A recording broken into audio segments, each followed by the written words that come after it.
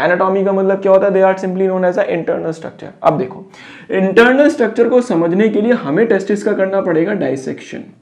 What do mean by dissection? देखो बेटा हमारे पास डाइसेक्शन का मतलब होता है सिंपली कटिंग। जैसे हम लोगों ने क्या लिया, कोई भी वेजिटेबल ले लिया, वेजिटेबल को क्या लेना है, हमें काटना है, और काटने को क्या बोलते हैं, डाइसेक्शन बोलते हैं। तो अब देखो डाइसेक्शन, बेटा हमारे पास दो टाइप के डाइसेक्शन होते हैं। The first one is longitudinal dissection and the second one is transverse dissection.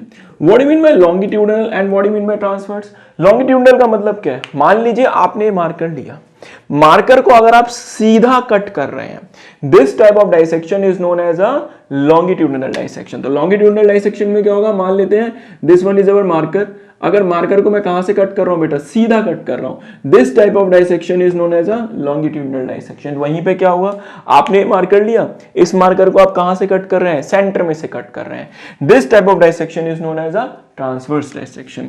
तो मान लेते हैं हमारे पास क्या है, ये मार्कर है हमारा, और इस मार्कर को अभी हम कहां से कट कर रहे हैं बेटा, इस तरीके से सेंटर में से कट कर रहे हैं, this type of dissection is known as a transverse dissection. अब हमें क्या करना है, देखो ध्यान से बेटा, हम लोगों ने क्या लिया, हमें तो टेस्टिस की एनाटॉमी पढ़नी है ना, तो जब हमें किसकी स्टडी करनी है, टेस्टिस की स्टडी करनी है, तो उसी का स्ट्रक्चर ड्रॉ करना पड़ेगा। देखो तो क्या हुआ, हमने क्या लिया, टेस्टिस, टेस्टिस को हम क्या कर रहे हैं, इस तरीके से कट कर रहे हैं, क्लियर है। अब जब हमने क्या करा, टेस्टिस को कट करा, तो बेटा टेस्टिस को कट करते ही हमें माइक्रोस्कोप के अंदर कुछ बड़े बड़े कंपार्टमेंट दिखाई दिए, और वो कितने थे, वो थे 200 से 250 कंपार्टमेंट।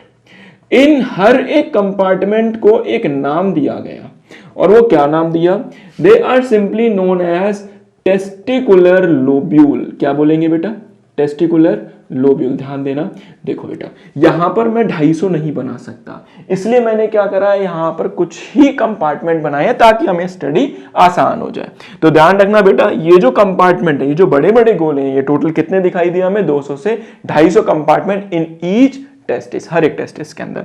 अब क्या हुआ, अब हमने टेस्टिस को थोड़ा और जूम करना शुरू किया, थोड़ा और ज्यादा डेप्थ में गए। तो जब हम और ज्यादा डेप्थ में गए तो हमें क्या दिखाई दिया बेटा, इसके अंदर और छोटे छोटे कंपार्टमेंट दिखाई दिए। हर एक टेस्टिकुलर लोब्यूल के अंदर कुछ छोटे छोटे कंपार्टमेंट और नजर आए, और वो क्या थे और कितने थे बेटा, वो थे 1 से 3।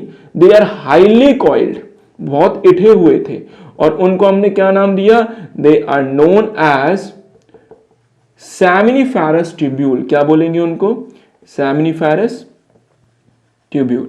तो बेटा अंदर की तरफ जो लाए करेंगे वो क्या लाए करेंगे, they are known as a seminiferous tubule. They are highly coiled, बहुत ज्यादा इठे हुए हैं, और कितने हैं नंबर में, 1 से 3 तक वेरी कर सकते हैं। अब देखो क्या हुआ, अब हम थोड़ी और बात करते हैं।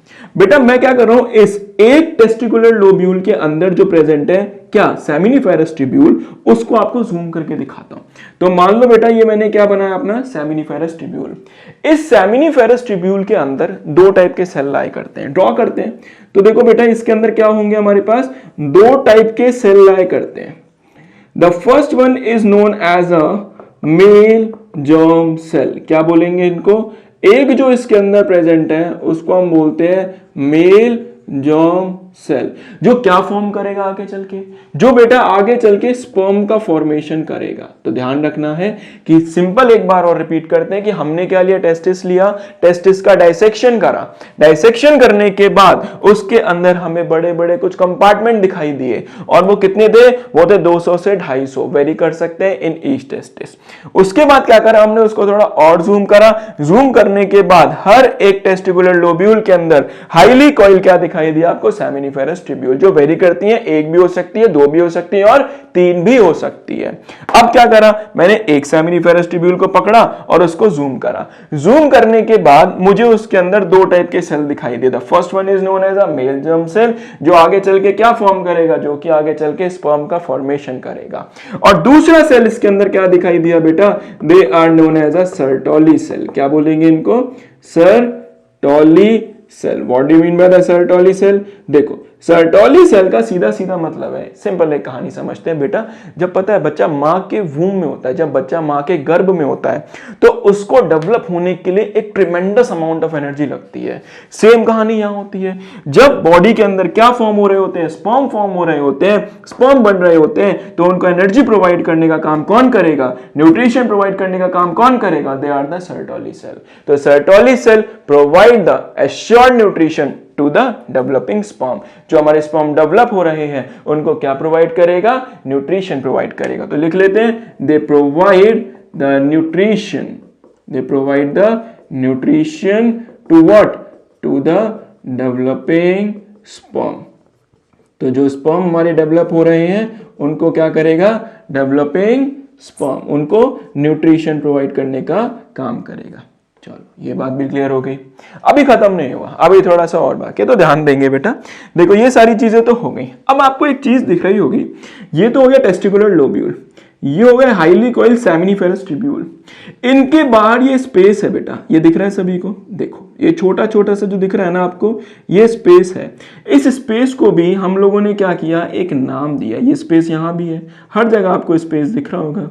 इस स्पेस को एक नाम दिया गया, क्या बोलते हैं, इस स्पेस को हम बोलते हैं द इंटरस्टिशियल स्पेस।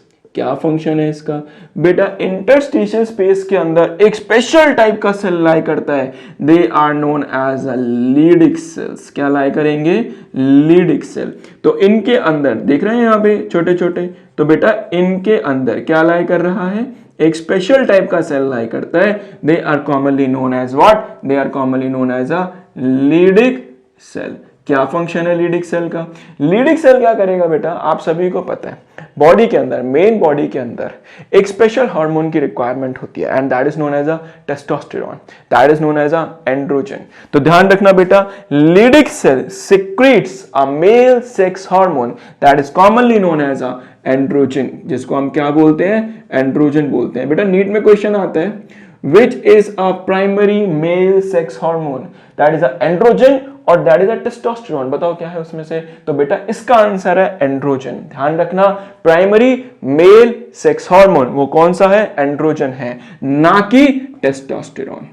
ये ध्यान रखने वाली बात है कि प्राइमरी सेक्स हार्मोन कौन सा है मेल का, एंड्रोजन। अब आगे चलते हैं बेटा, यहाँ पे इंटरस्टिशियल स्पेस के अंदर लीडिक सेल के अलावा एक स्पेशल टाइप की चीज और होती है, they are known as a blood vessel, जो इसके अलोंग इर्द गिर्द, ऐसे समझेंगे, इसके इर्द गिर्द घूम रही होती है या इसके इर्द गिर्द लिपटी हुई होती है। तो ध्यान रखना, इंटरस्टिशियल स्पेस के अंदर दो टाइप के सेल्स होते हैं।